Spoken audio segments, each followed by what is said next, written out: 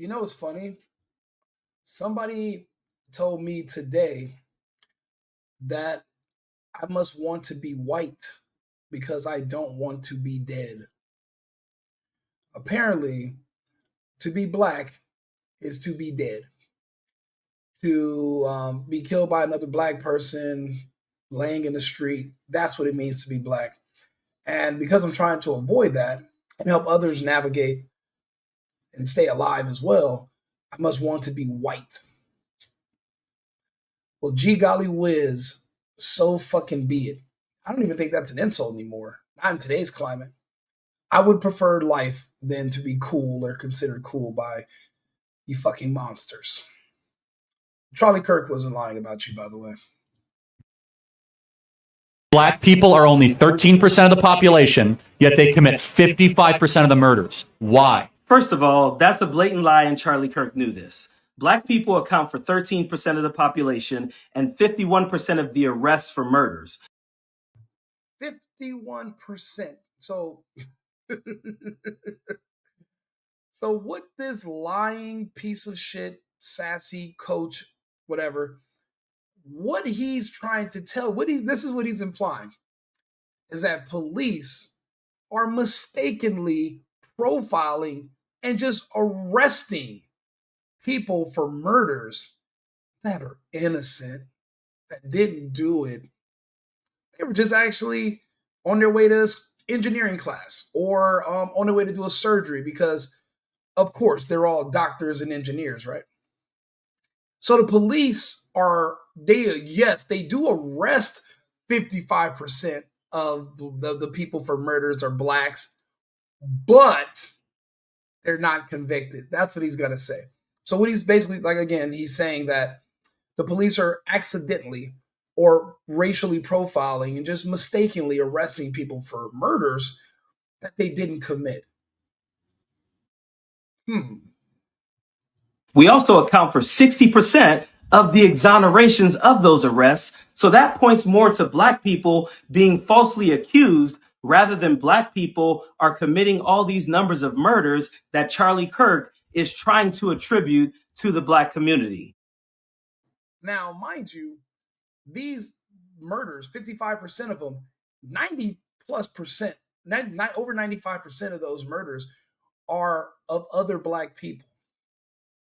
See, when you lie and you're disingenuous and you make up stuff to skew the numbers to portray yourself as being not a monster but a saint, you're actually endangering your own community. You're endangering your own people. Monsters are real. Sometimes there really are monsters under your bed and in your closet. Fortunately, I live in a state where I have guns. Guns are necessary when there are black people in proximity to where you live. That's really the only reason why we necessarily even need guns still in 2025 or even law enforcement is because there are going to be black people like this man who are going to make excuses for others so that when they come out to rob and kill you, he's going to lie. Can I say that I was not also a part of the problem? No, I cannot. I myself am from Los Angeles. Used to do a lot of stuff, etc. You know what's funny? I used to actually have a t-shirt that I used to wear, right? It used to say, "Stop snitching" on it. Stop snitching. What that implies is that if I see someone commit a murder, don't tell. If I see someone rape someone, don't tell. If I see a child molester hurting a kid, for me to go to court and to point out and say, I seen that man hurting that kid, molesting that kid, then that is still technically all under the umbrella of snitching. Now, at the time, I thought snitching is, don't tell your friends if they steal a car or if your friend is selling weed. No. It encompasses everything. I mean, most criminals are multifaceted. If you're a murderer, I don't think you would have any problems with molesting children, raping, stealing. I don't think you're going to say, murder's where I draw the line. I'm not going to do anything else. They're usually multifaceted. So, I was asking someone, and we had a philosophical conversation. We were saying that if snitching culture wasn't a thing, how many of our friends and family would still be alive? How many of our friends and family members were killed by a repeat offender that had someone snitched on them? They would have been in prison and they wouldn't have been free in the wild, in the world, and hurt or killed one of our family members or our friends. The stop snitching culture that I helped promote is the reason why there are 60% of those murder arrests ended in exoneration, because we would not show up to testify against those people. It's not because they were innocent, it's because of a technicality. Technically, if there's no one that shows up, then you're really not going to be able to get a conviction. It doesn't mean you didn't do it. That means nobody was willing to snitch on you, because snitch culture in the black community is stronger than rape culture. It outweighs child molestation. It eclipses murder. To be a snitch is worse than to be a pedophile to black people. Do you fucking understand the type of monsters that have been created from the Stop Snitching campaign? This does not take deep thought. Sir Isaac Newton did not need to get an apple that fall on his head to say, oh, wow, maybe stop snitching is why so many black people have been exonerated. That wasn't required. This coach knows that, but what he does is the same thing a lot of people do. They pander to their community for support. Personally, I'm more worried about staying alive than I am worried about clicks. I don't need clicks from any particular community. I don't care.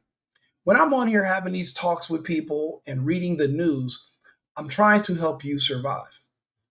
Now, if you see the benefit in my reporting, then naturally you'll follow me and I can help you in the future. I helped a lot of people navigate the scamdemic. A lot of people came out on top and are still alive, and they thank me to this day. But I only could save those who I could. I couldn't save the rest. In this situation, we're going to go ahead and be honest. We're not going to call Charlie Kirk a liar. He's not lying on you people. The reason you hated Kirk is because he told the truth about you. That's your issue with Kirk. It's not because he made up stories and lies or exaggerated. You don't like Kirk because he told the truth. You don't like anybody because they tell the truth. They'll say, well, Rico, you're Cuban, so I don't want to hear you. Guess what? I don't ask. You don't need to listen. I'm not talking to the monsters. I'm talking to the people the monsters are robbing and killing. That's the difference. Eventually, they're going to make propaganda, and they're going to make videos about me, the way they talk about Officer Tatum, the way they talk about the Hodge twins. You think I give a shit what monsters think about me? I live in polite society. I'm an American. Monsters don't consider themselves American. They live in their own separate underworld of society. It's the sewer beneath the streets where we all live. So I'm not necessarily worried about making friends or a popularity contest. It doesn't really matter. Your insults, a monster can't insult me. Oh, you want to be white. How is that an insult, monster? Because I want to stay alive? Because I want to have children that are also going to live without one of you fucking monsters trying to kill them or successfully killing them? I'll take my chances on the white side if that's what it means. I don't live around you in the first place. That's the reason I work, so I don't have to. Because our monsters are real. Again, they're not just in your closet under your bed. They jump through your windows. They knock on your door and run, or they send kids to do it, and they pretend they're doing a prank. And when they know your sleep schedule or your work schedule, they'll break into your house. But what happened when somebody's home that they don't know about? And there's a home invasion, robbery goes wrong, somebody gets killed, and the media sweeps it under the rug because the monsters that did it are the monsters they're protecting because they serve a purpose for the Democrats. I'll pass. I'll do my own journalism. You know, like, you know, buy. You don't have to watch it. I'll sit here and talk to my damn self. Don't really care. But I'm not going to see videos that are going to basically just enable more monsters to be created. You know, when you make excuses for men, you make them weak. You'll never hold them accountable for their own actions. So then you wonder why so many of these men in the culture never grow up. 55-year-old child. And you wonder, well, what happened? Why are there no men around? These are all old ass boys. Well, what did you do? You enabled them. You made excuses for all their actions and you blamed everybody but them. We all must be held accountable for individual decisions. And that pendulum swings always. But just keep in mind, lying, pandering, calling people that are telling the truth about you liars, this is the genesis of a monster. This is where monsters are made. This is how. This is where they come from. Men like this.